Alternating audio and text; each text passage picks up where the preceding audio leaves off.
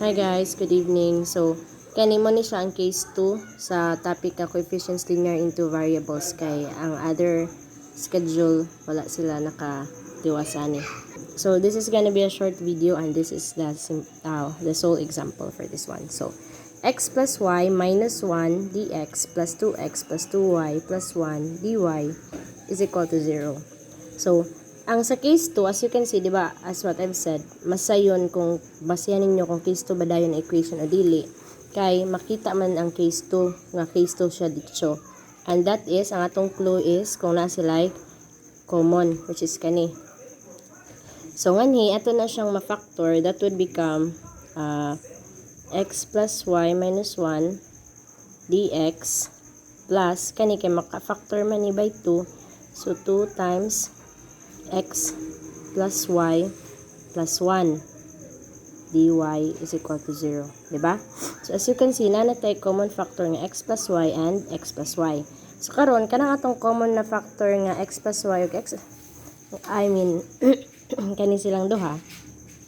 Ato na siyang i-represent og another variable which is u. So, we are going to let u is equal to x plus y. And as usual, since naglet taan na, apilon po na itong differential. So, this would become dx plus dy. Or, magkuha tag dx equal to du minus dy. So, let us now substitute this one to the equation. So, ngani, naara na nimo if either in terms of dx ka dire, in terms of dy ka dire or dx. So, mag-dx lang sa ta. So, ngani, x plus y kay mahimo naman ng u, so mahimo na ning u minus 1, and then ang dx is du minus dy plus 2u plus 1 quantity dy is equal to 0.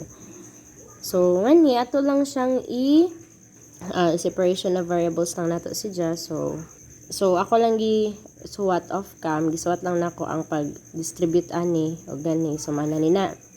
And then ato lang na siyang i-combine like terms. So for the next line, ako lang gibutangan og symbols, kami bahala kung sa inyong symbol para lang visually makita nato unsa ang pwede natong isagol. So kani pwede natong mausa ug kaning duha ka dy. Okay, so as you can see ganina nasayop ko sa sign dire kay kani times kani is negative du di ay kinitong ma-plus. So, take note ta kanina. Wrong ang sign dire.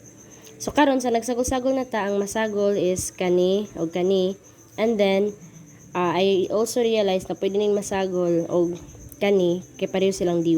So, kani silang mga lines atong isagol silang upat. So, mana ni. Karon ato na siyang i-by group. So, this would become u minus 1 dy du, all over u plus 2 plus dy na lang dire, diba? So, off-cam pod akong gi-divide ni. So, nainganin na siya. Again ha, mag-divide ra kag the same ang power or mas dako ang ibabaw. Kung mas dako ilawom, ayaw i-divide. So, ang answer ani, inig-divide ani ni siya, mao ni, so kani. So, kani ko no, ma-rewrite na to like this. So, therefore, this is now integral of du, kay integral malaginta ni diri na, minus integral of 3 du all over u plus 2 plus integral of dy is equal to 0. Okay, so kani this is integral of du is u, kani this is minus 3 ln u plus 2 plus y is equal to 0. Okay, so halfway na ta sa answer nato ani. All we're gonna do is substitute the values of u sa atong u diri sa ibabaw. Kani diri dapita. So karon that would become x plus y minus 3 ln times x plus y plus 2 and plus y is equal to c. C na po dahil ni diri. C.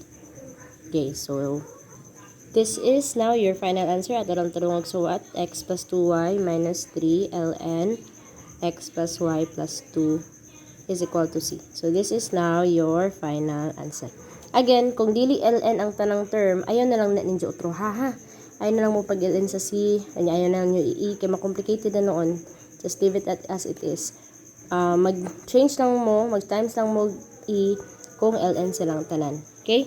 So, moro to siya ang case 2 for the linear equation, coefficients linear in two variables.